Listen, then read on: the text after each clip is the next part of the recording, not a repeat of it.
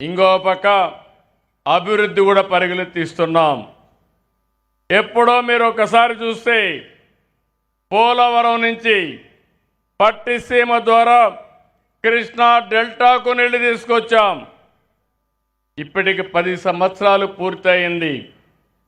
అదే ఆ రోజుగా తెలుగుదేశం పార్టీ అధికారంలో ఉండుంటే 2020 నాటికి పోలవరం పూర్తయి జాతికి అంకితం చేసేవాళ్ళం. దాన్ని అడ్డం పెట్టే పరిస్థితికి వచ్చారు, విధ్వంసం చేశారు. కానీ ఈరోజు మీ అందరికీ హామీ ఇస్తున్నాను, ఇంకా కృష్ణా జిల్లాకు నీటి కొరత చరిత్రలో ఎప్పుడూ ఉండదు, ఉండబోదని మరొకసారి విజ్ఞప్తి చేస్తున్నా.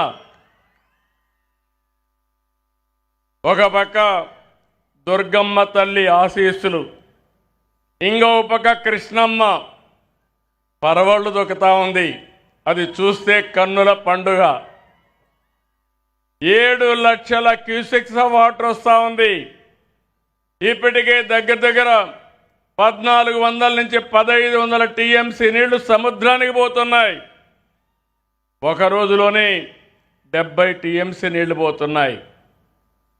ఇంకో పక్క పోలవరం కూడా దగ్గర 3500 టీఎంసీ నీళ్లు సముద్రంలోకి వెళ్ళాయి. ఇది చూసినప్పుడు రాబోయే రోజుల్లో ఇంకా మంచి జరుగుతున్న దాంట్లో ఆలోచనే లేదు. అమరావతిని ట్రాక్లో పెట్టాం. కేంద్రం 15,000 కోట్లు ఇచ్చారు. ఈరోజు పనులన్నీ ముమ్మరంగా జరుగుతున్నాయి. 3 సంవత్సరాల్లో విజయవాడ నుంచి బయట పోయిన వాళ్ళు తిరిగి విజయవాడకు వస్తారని కూడా ఈ సందర్భంగా మీకు విజ్ఞప్తి చేస్తున్నా. అది ఈ దసరా ప్రత్యేకత. ఈ జోష్ ఎప్పటికీ ఉండాలి. ఈసారి ఎన్నో నేను ఉత్సవాలు చూశాను. 5 సంవత్సరాలు అధికారం ఉన్నప్పుడు చూశాను. ప్రతిపక్షంలో చూస్తే ఏ రోజు కూడా ఏ పని కాకుండా ఉండే పరిస్థితి. కానీ ఈరోజు విజయవాడ ఉత్సవంతో విజయవాడ ఒక నూతన ఉత్సాహంతో ముందుకు పోతా ఉంది. అయితే ఈ విషయంలో ఒకటి గుర్తుపెట్టుకోవాలి, సంక్షేమ కార్యక్రమాలు అవసరం, అభివృద్ధి కార్యక్రమాలు అవసరం.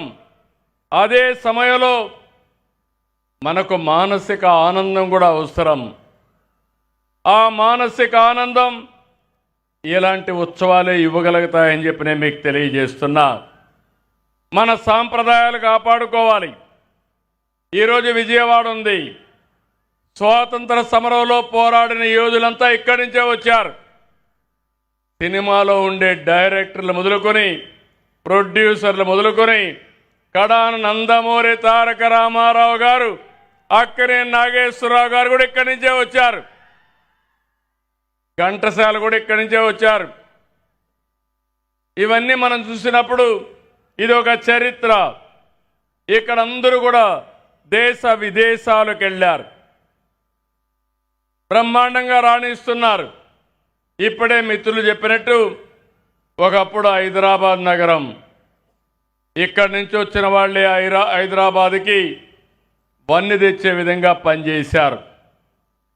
నేను అందుకనే ఈరోజు మీ అందరినీ కోరుతున్నా, మన నృత్య రీతులు కానీ, పాటలు కానీ, జానపదాలు కానీ, సంగీతం, సాహిత్యం, కళలు ఇవన్నీ మన సాంప్రదాయంలో, సంస్కృతిలో భాగం. ఈరోజు ఆధునీకరణలో అన్నీ పోగొట్టుకుంటున్నాం. కానీ మనం గుర్తుపెట్టుకోవాల్సిన అవసరం ఉంది. ఇలాంటి కార్యక్రమాలు చేయగలిగితే మళ్ళీ అలాంటి సాంప్రదాయాలన్నీ మనం నిలబెట్టుకునే పరిస్థితి వస్తుంది.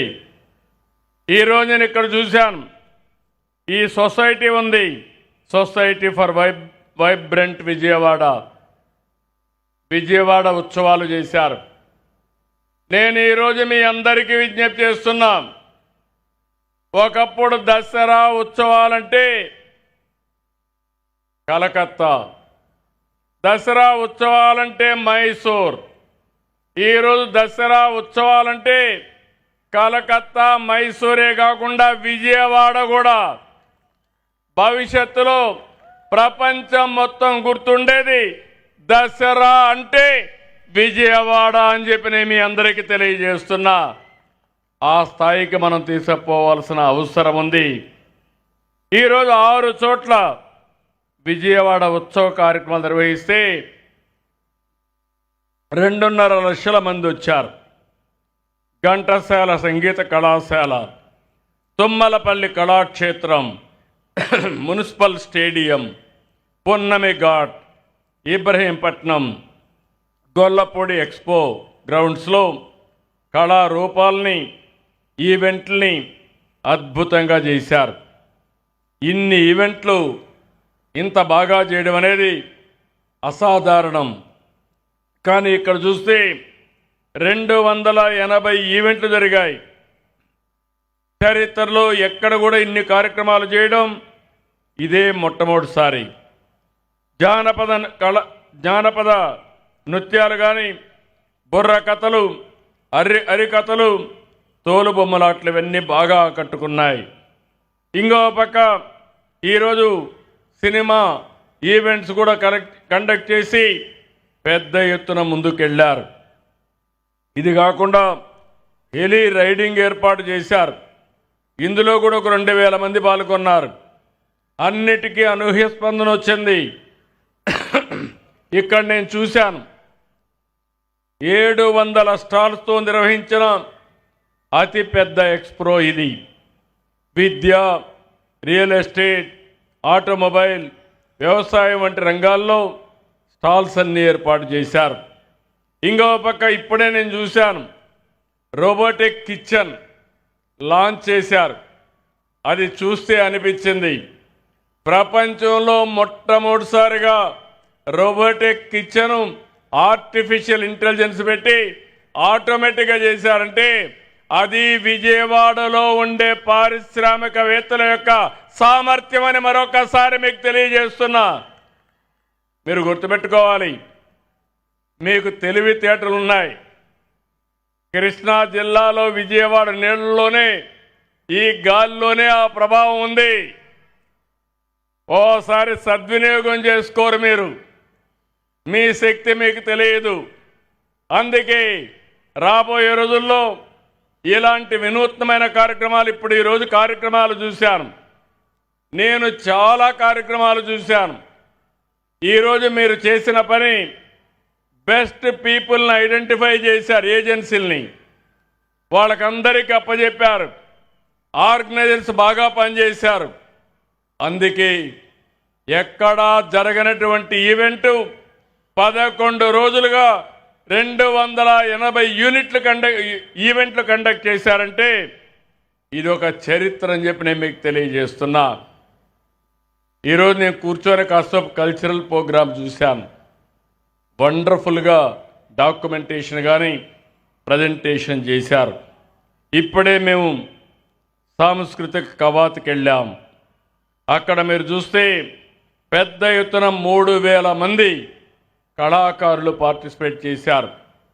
మన ప్రాంతంలో ఉండేవాళ్ళు, వేరే ప్రాంతం నుంచి వచ్చిన వాళ్ళు బెస్ట్ ఈవెంట్ క్రియేట్ చేసి గిన్నీస్ వరల్డ్ రికార్డు కూడా ఇప్పుడే మనకు సర్టిఫికెట్ ఇచ్చారంటే ఇది ఒక చరిత్ర అని చెప్పి కూడా నేను మీకు తెలియజేస్తున్నా. ఇలాంటివన్నీ చూసినప్పుడు 1000 మందికి పైన డప్పు కళాకారులు వచ్చారు. వీరనాట్యం, పులివేషాలు, గరిడి, గరగలు, కోలాటం, కర్రసామం, యుద్ధ కళలు, దింస, కొమ్ముకోయ వంటి కళలను ప్రదర్శించారు. సన్నాయి, శంఖానాదాలతో బ్రహ్మాండమైనటువంటి శోభను తీసుకొచ్చారు. భజన బృందాలు, తప్పెట గుళ్ళు, పగటి వేషాలు, బుట్ట బొమ్మలు, బేతాళ